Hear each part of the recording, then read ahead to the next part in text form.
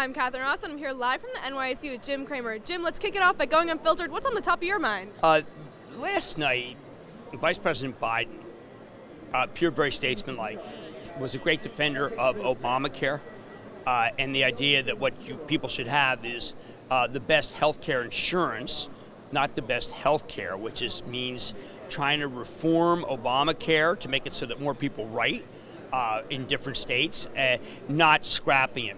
And those of us who've had over and over again all these managed care companies on air believe entirely that can be done. Elizabeth Warren was talking about how they suck out all this money. I think she had the wrong numbers, by the way. I think it's more, but they don't suck out. And I think that Vice President Biden came off well.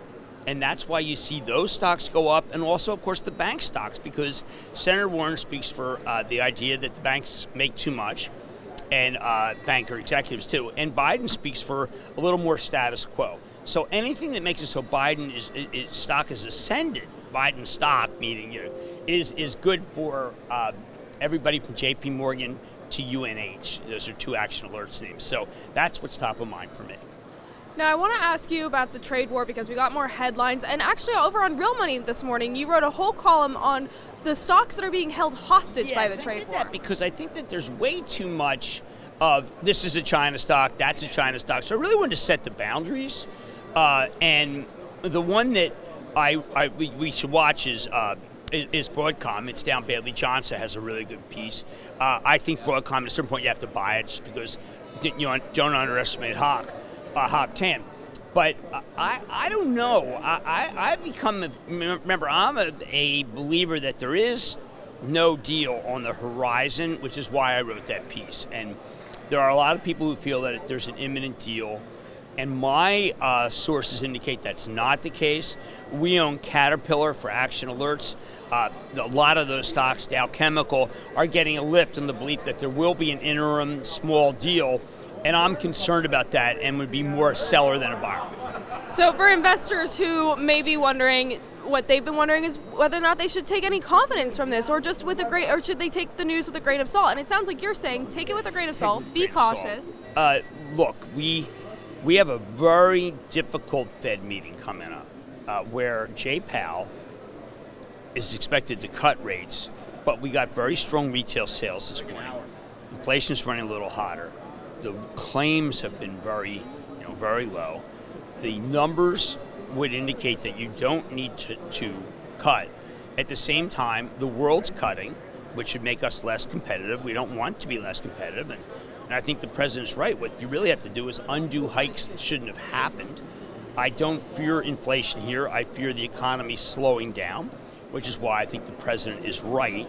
Jay Powell does have one ability to be able to say if we have to cut because the trade war is impacting manufacturing, which it is, but except for when it comes to oil, which we're still pumping like mad, and building plants down there. So he's got a difficult situation, and it's made difficult because the president called him a bonehead. And President Truman once attacked a critic, a Washington Post critic, who criticized his daughter's performance, musical performance. I haven't seen this kind of thing since that, except for this is a Fed chief, not a Washington Post critic. So Jay's in a tough spot. Jay's a good guy, so this is not easy. I do not envy him in what he has to do.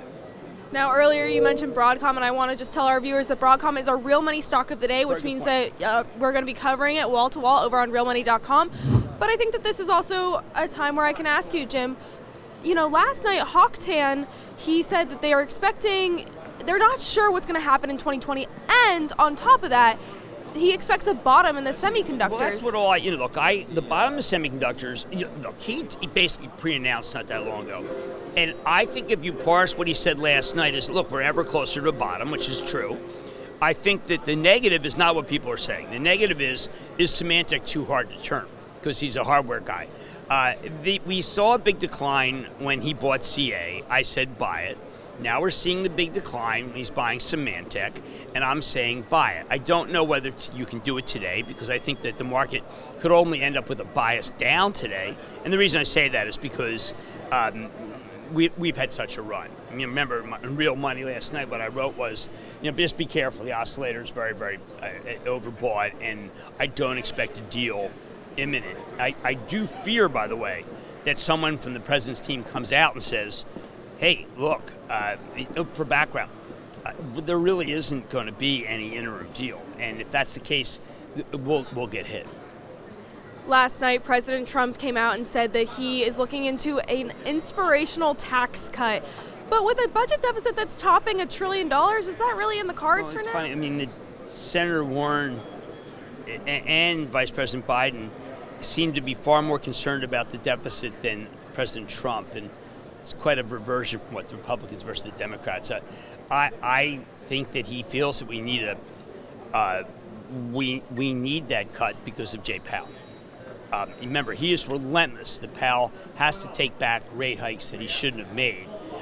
Just take them back to where I don't think look, there are sometimes he says take them to zero, but I think the president should just stick by his guns, be a little less ad hominem. And I say that as someone who's been attacked ad hominem forever and done attacking in the old days.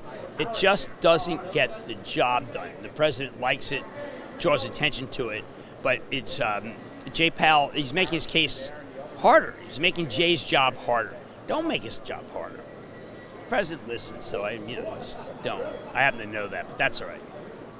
Jim, we've covered a lot of topics, and I want to end on a positive note. I want to ask you about Sunday Night Football. Are you looking forward to it this weekend? Oh, well, Sunday night we have the Eagles Atlanta. I thought Atlanta's secondary looked terrible. I think that Wentz can burn them.